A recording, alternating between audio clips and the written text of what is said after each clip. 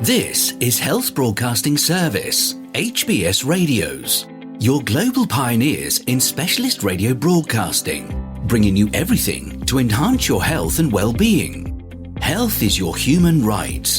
HBS, your partners in everything about your health and well-being.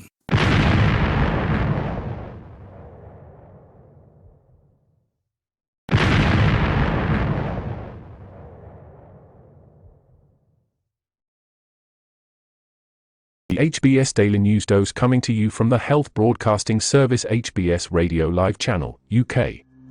As Beijing battles outbreak, China warns zero COVID doubters. Summary. Beijing residents nervous as daily COVID cases not dropping. Chinese authorities vow to fight critics of zero COVID. Non-essential services close in Beijing's biggest district. Official in lockdown Shanghai says city cannot slack off.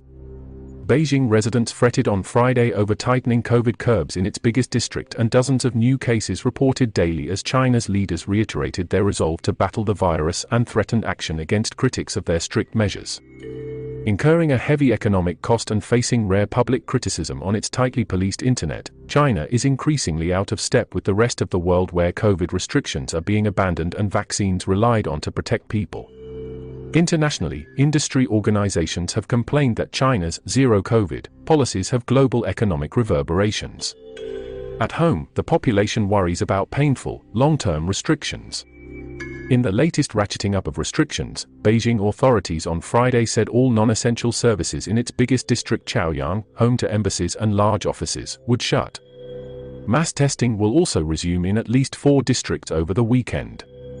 Meanwhile, organizers of the Asian Games, scheduled to take place in September in Hangzhou, southwest Shanghai, postponed them until 2023 because of COVID, defying a global sporting calendar that has largely returned to normal. The Chinese capital is racing to avoid an explosion in cases like the one that forced the commercial hub of Shanghai into an almost complete lockdown for more than a month, taking a financial and psychological toll on its residents. "We will try to cooperate," said 42-year-old Beijing finance worker who, giving only her surname. "But I also hope that the government can introduce some policies that will not affect the overall life of citizens. After all, we all have mortgages and car loans." After a meeting of the highest decision-making body, the Standing Committee of the Communist Party's Politburo, state media reported late on Thursday that China would fight any comment or action that distorted, doubted, or repudiated its COVID policy. Relaxing COVID controls, which are in place in dozens of cities across the world's second-largest economy and affecting hundreds of millions of people, would lead to large-scale infections, it warned.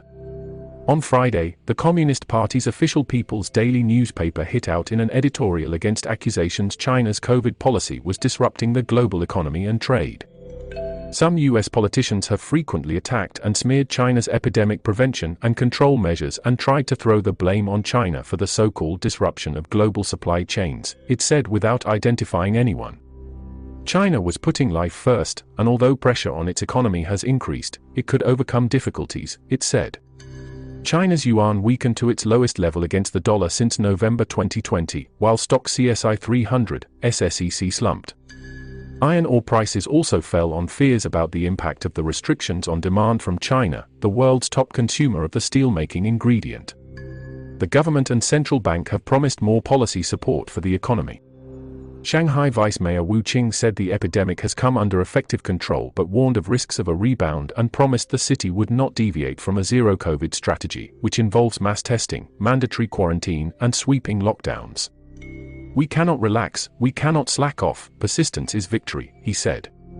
Despite the announcement that the outbreak was under control, most of the city's 25 million people are unable to leave their housing compounds or are allowed out only briefly. Many residents grumble about different community officials applying rules in different ways. One large, central residential complex announced on Friday that it was relaxing curbs within the compound and scaling back the number of volunteers helping to deliver food. But its residents could still not get out through its locked gates. The capital has reported dozens of new cases a day for about 2 weeks since its outbreak emerged, faring better than Shanghai was on the 14th day of its outbreak. But getting around the city is cumbersome, with weekly COVID tests now needed to get into offices and public venues and take subways or buses, the state-backed Beijing Daily reported. Some residents complained they never received test results on a mobile app that tracks their COVID tests, while others were inexplicably prompted by the app to retake theirs. I couldn't enter the office building, even though I tested negative within 24 hours. Isn't that insane? Said a resident surnamed Wang. Goldman Sachs analysts said regular testing could be a compromise to allow cities to identify and isolate cases quickly with much lower costs than citywide lockdowns. It would not be a panacea but would help limit disruption to a large part of China's manufacturing and overall economic activity for a protracted period, they said. Feel free to connect with us on our Facebook platform at Health Broadcast and our website at www.healthbroadcastingservice.com. And please remember to press the subscribe button to stay abreast of timely, vital, and authentic health news developments from around the world, delivered to you by the Health Broadcasting Service UK, on our YouTube channel. We will bring you more updates as news develop. Stay safe and remain healthy. And bye for now.